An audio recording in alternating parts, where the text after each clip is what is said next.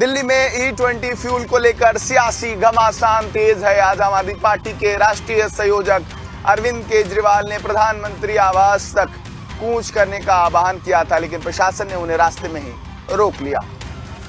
E20 fuel नीति के विरोध में आम आदमी पार्टी ने राजधानी दिल्ली में प्रदर्शन किया।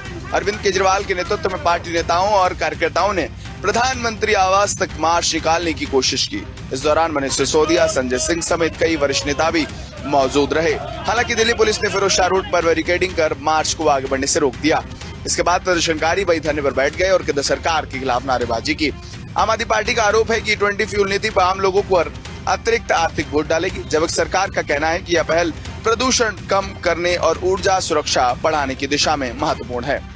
E20 फ्यूल को लेकर सियासी घमासान अब सड़कों पर भी देखने को मिल रहा है। जहां केंद्र सरकार का कहना है कि यह भविष्य के लिए बेहतर है, वही विपक्ष E20 पर सरकार पर निशाना साध रहा है।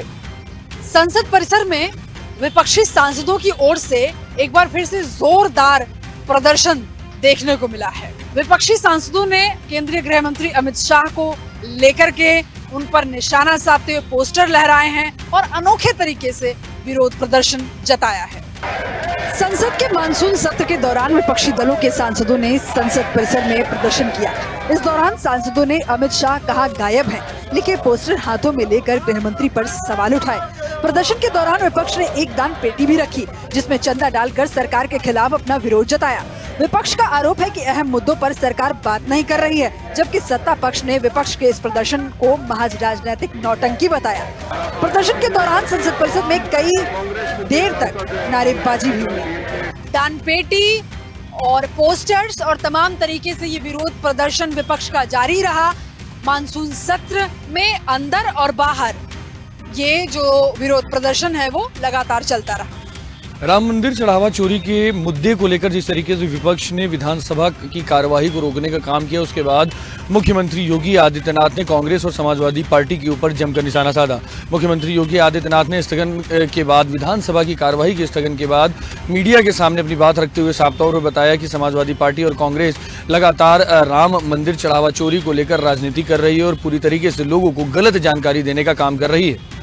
विधानसभा के बाहर मीडिया से बात में मुख्यमंत्री योगी आदित्यनाथ ने कहा कि राम मंदिर चढ़ावा चोरी के मामले की जानकारी मिलते ही सरकार ने SIT का गठन किया और आरोपियों के खिलाफ कार्रवाई शुरू कर दी। उन्होंने कहा कि सभी आरोपी गिरफ्तार किए जा चुके हैं और आगे की कार्यवाही की जा रही है। मुख्यमंत्री योगी आदित्यनाथ ने स्पष्ट किया कि राम मंदिर ट्रस्ट सरकार द्वारा नहीं बल्कि सुप्रीम कोर्ट के आदेश के बाद गठित किया गया है और सरकार का उसमें संचालन में कोई हस्तक्षेप नहीं है। उन्होंने कहा कि मंदिर परिसर में 1100 से अधिक कर्मचारी कार्यरत हैं, जिनमें से केवल 8 कर्मचारियों की भूमिका सामने आई है और किसी भी साधु संत की संलिप्तता नहीं पाई गई है। मुख्यमंत्री योगी आदित्यनाथ ने समाजवादी पार्टी और कांग्रेस पर सनातन विरोधी राजनीति करने का आरोप लगाते हुए कहा कि जिन दलों ने राम मंदिर आंदोलन और प्राण प्रतिष्ठा का विरोध किया, वही आज इस मुद्दे पर राजनीति कर रहे हैं। उन्होंने विपक्ष पर सदन की गरिमा और लोकतांत्रिक संस्थाओं का अपमान करने का आरोप लगाया। तो साफ तौर पर है कि विधानसभा सत्र के दौरान जिस तरीके से राम मंदिर के चढ़ावा चोरी को लेकर जो मुद्दा बड़े स्तर पर उठ रहा था, वो अब गर्माता हुआ नजर आ रहा है, जिसके बाद से मुख्यमंत्री योगी आदित्यनाथ ने भी अपना स्टैंड पूरी तरीके से क्लियर कर दिया है। उत्तर प्रदेश विधानसभा का सत्र मंगलवार को हंगामे की भेंट चढ़ गया। राम मंदिर चढ़ावा चोरी मुद्दे को लेकर समाजवादी पार्टी ने सदन के बाहर और सदन के अंदर जमकर हंगामा काटा।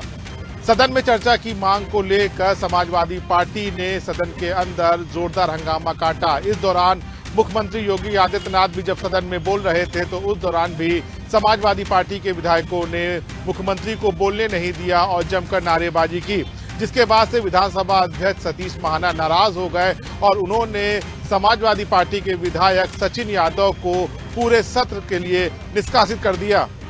राम मंदिर चढ़ावा चोरी के मुद्दे पर चर्चा की मांग को लेकर सपा विधायकों ने सदन में जोरदार विरोध प्रदर्शन किया। नेता प्रतिपक्ष माता प्रसाद पांडे की मांग को विधानसभा अध्यक्ष ने स्वीकार नहीं किया, जिसके बाद सपा विधायक अपनी सीटों से खड़े होकर नारेबाजी करने लगे। इसी दौरान मुख्यमंत्री योगी आदित्यनाथ के संबोधन के बीच सपा विधायक सचिन यादव ने उनकी तस्वीर लहराई। इस पर विधानसभा अध्यक्ष सतीश महाना ने कड़ा रुख अपनाते हुए उन्हें पूरे सत्र के लिए सदन से बाहर करने की घोषणा कर दी। मुख्यमंत्री योगी ने विपक्ष पर लोकतंत्र की गरिमा को ठेस पहुंचाने का आरोप लगाया और कहा कि सरकार हर मुद्दे पर चर्चा के लिए तैयार है, लेकिन विपक्ष सदन का माहौल बिगाड़ रहा है। हंगामे के दौरान सत्ता पक्ष और विपक्ष के विधायक आमने सामने आ गए और सदन में तीखी नारेबाजी होती रही। राम मंदिर चढ़ावा चोरी का मुद्दा विधानसभा के अंदर सियासी टकराव की बात बनता हुआ चला जा रहा है। एक तरफ जहां विपक्ष इस पूरे मुद्दे को लेकर चर्चा की मांग कर रहा है, तो दूसरी तरफ सत्ता पक्ष की तरफ से विपक्ष पर आरोप लगाए जा रहे हैं कि वो सदन को शांतिपूर्ण तरीके से नहीं चलने दे रहे हैं। ऐसे में आने वाले दिनों में सदन के बाहर भी इस तरह के टकराव देखने को मिल सकते हैं। उत्तर प्रदेश विधानसभा के मानसून सत्र में सरकार ने बड़ा वित्तीय प्रस्ताव पेश किया है। विपक्ष के हंगामे के बीच वित्त मंत्री सुरेश खन्ना ने 59,000 करोड़ रुपए का अनुपूरक बजट सदन में पेश किया है। उत्तर प्रदेश विधानसभा में वित्त मंत्री सुरेश खन्ना ने करीब 59,000 करोड़ रुपए के अनुपूरक बजट को सदन में पेश किया। बजट पेश किए जाने के दौरान विपक्षी दलों ने कई मुद्दों को लेकर सदन में हंगामा किया और सरकार के खिलाफ नारेबाजी की। शोर शराबे के बीच ही वित्त मंत्री ने अनुपूरक बजट का प्रस्ताव सदन के पटल पर रखा। सरकार का कहना है कि इस बजट के जरिए विकास योजनाओं, आधारभूत ढांचे, जन कल्याण और कई विभागों के अतिरिक्त वित्तीय जरूरतों को पूरा किया जाएगा। वहीं विपक्ष ने बजट और सरकार की नीतियों पर सवाल उठाए। विपक्ष के विरोध के बीच पेश हुए 59,000 करोड़ रुपए के अनुपूरक बजट अब सदन में चर्चा का विषय बना हुआ है। सरकार इसे विकास की रफ्तार बढ़ाने वाला कदम बता रही है, जबकि विपक्ष जमकर सवाल दाग रहा है। उत्तर प्रदेश सरकार कांवड़ियों के लिए विशेष इंतजाम कर रही है। आपको बता दें 9 से 10 अगस्त पश्चिमी उत्तर प्रदेश में कांवड़ियों के ऊपर प्रदेश सरकार फूल बरसाएगी और ऐसे में सहारनपुर से लेकर मेरठ तक ये फूल बरसाने का काम किया जाएगा। कांवड़ यात्रा को लेकर उत्तर प्रदेश सरकार ने व्यापक तैयारी की है।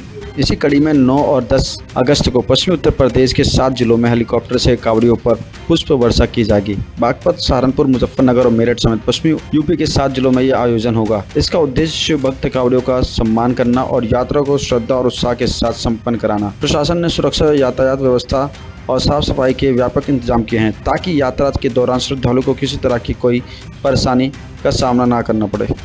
उत्तर प्रदेश में 9 से 10 अगस्त तक जो कांवड़ियां हैं जो हरिद्वार से जल लेकर उत्तर प्रदेश के अलग अलग जिलों में जा रहे हैं, उनके ऊपर प्रदेश सरकार हेलीकॉप्टर से पुष्प वर्षा करेगी।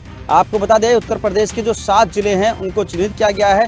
चाहे सहारनपुर की बात करें, बागपत की बात करें, शामली की बात करें या मेरठ की बात करें, इन तमाम जगहों पर हेलीकॉप्टर उड़ेंगे और उस दौरान जितने भी कांवड़ियां हैं उनके ऊपर प्रदेश सरकार पुष्प की वर्षा करेगी। उत्तराखंड में कांवड़ यात्रा पूरी श्रद्धा और आस्था के साथ जारी है। बता दें कि कांवड़ यात्रा के 6वें दिन मुख्यमंत्री पुष्कर सिंह धामी हरिद्वार पहुंचे, जहां उन्होंने कांवड़ियों के पैर धोकर उनका स्वागत किया। इस दौरान मुख्यमंत्री पुष्कर सिंह धामी ने तमाम कांवड़ियों को भंडारा भी परोसा और साथ ही उन कांवड़ियों पर हेलीकॉप्टर से पुष्प वर्षा की गई। उत्तराखंड में कांवड़ यात्रा के 6ठे दिन हरिद्वार और ऋषिकेश से अब तक 1 करोड़ 15 लाख से अधिक शिव भक्त गंगाजल लेकर अपने गंतव्य की ओर रवाना हो चुके हैं। हरिद्वार पहुंचे मुख्यमंत्री पुष्कर सिंह धामी ने शिव भक्तों के पैर धोकर उनका अभिनंदन किया और हेलीकॉप्टर से कांवड़ियों पर पुष्प वर्षा भी कराई।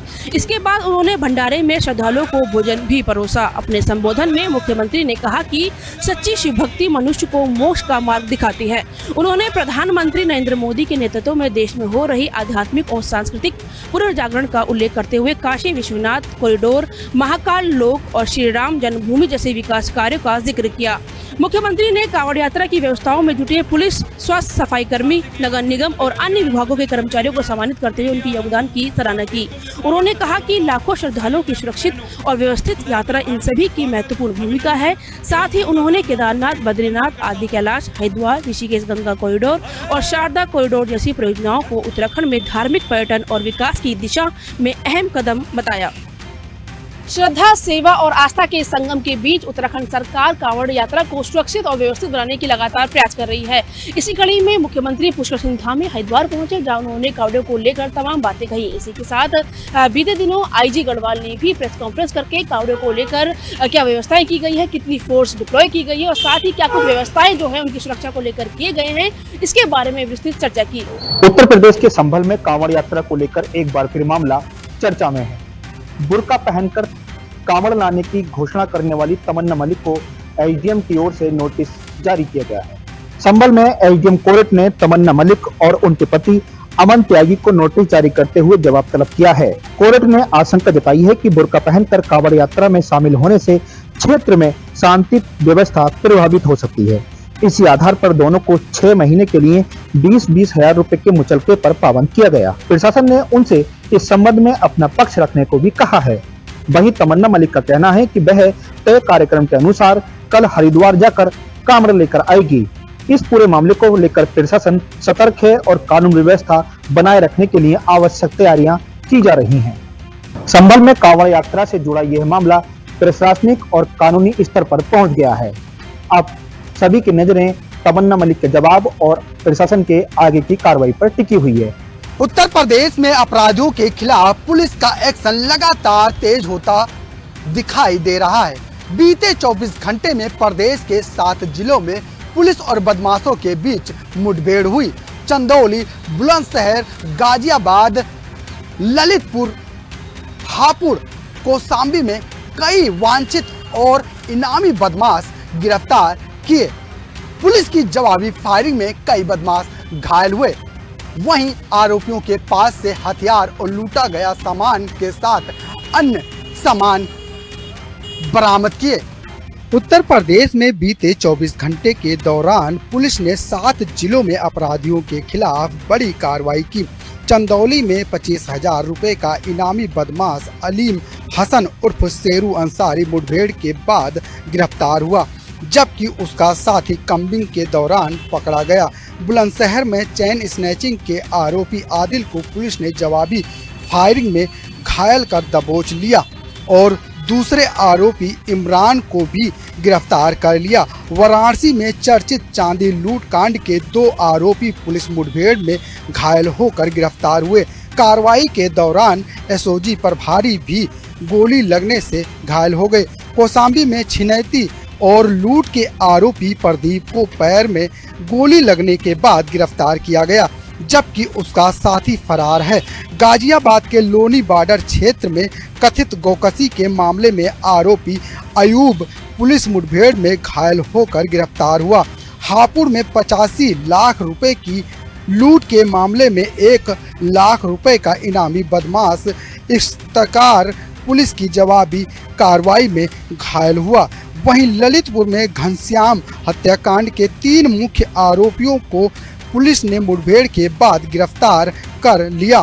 प्रदेश भर में हुई इन कार्रवाइयों के जरिए पुलिस ने अपराधियों को सख्त संदेश दिया है। प्रदेश के अलग अलग जिलों में लगातार हो रही पुलिस मुठभेड़ को कानून व्यवस्था पर सख्त कार्रवाई के तौर पर देखा जा रहा है। पुलिस का कहना है अपराधियों के खिलाफ लगातार आगे भी अभियान जारी रहेगा, जबकि फरार आरोपियों की तलाश के लिए दबिश दी जा रही है। उत्तराखंड के डोईवाला से एक संवेदनशील मामला सामने आया है। हाईवे किनारे स्थित एक कथित मजार को हटाए जाने के बाद इलाके में हलचल बढ़ गई। बजरंग दल और दुर्गा वाहिनी के कार्यकर्ताओं ने इसे कथित लैंड जिहाद से जोड़ते हुए विरोध प्रदर्शन किया और मौके पर सामूहिक भजन कीर्तन भी किया। फिलहाल प्रशासन की ओर से कोई आधिकारिक बयान सामने नहीं आया है। डोईवाला क्षेत्र में हाईवे किनारे स्थित एक कथित मजार हटाए जाने का मामला चर्चा में है। जानकारी के अनुसार बजरंग दल और दुर्गा वाहिनी के कार्यकर्ता मौके पर पहुंचे और मजार हटने के बाद वहां सामूहिक भजन कीर्तन किया। कार्यकर्ताओं का आरोप है कि सरकारी या सार्वजनिक भूमि पर अवैध रूप से धार्मिक ढांचा बनाया गया था। उन्होंने इस कार्रवाई को कथित लैंड जिहाद से जोड़ते हुए विरोध भी जताया। घटना के बाद इलाके में चर्चाओं का दौर तेज हो गया है और कानून व्यवस्था को लेकर भी सवाल उठ रहे हैं। मामले की संवेदनशीलता को देखते हुए क्षेत्र की स्थिति पर नजर रखी जा रही है। हालांकि इस पूरे घटनाक्रम को लेकर पुलिस या स्थानीय प्रशासन की ओर से अभी तक कोई आधिकारिक बयान या कार्रवाई का विस्तृत ब्यौरा जारी नहीं किया गया है। डोईवाला की इस घटना को लेकर स्थानीय स्तर पर चर्चाएं जारी हैं। अब सबकी नजर पुलिस और प्रशासन की आधिकारिक प्रतिक्रिया और आगे की कार्रवाई पर टिकी हुई है।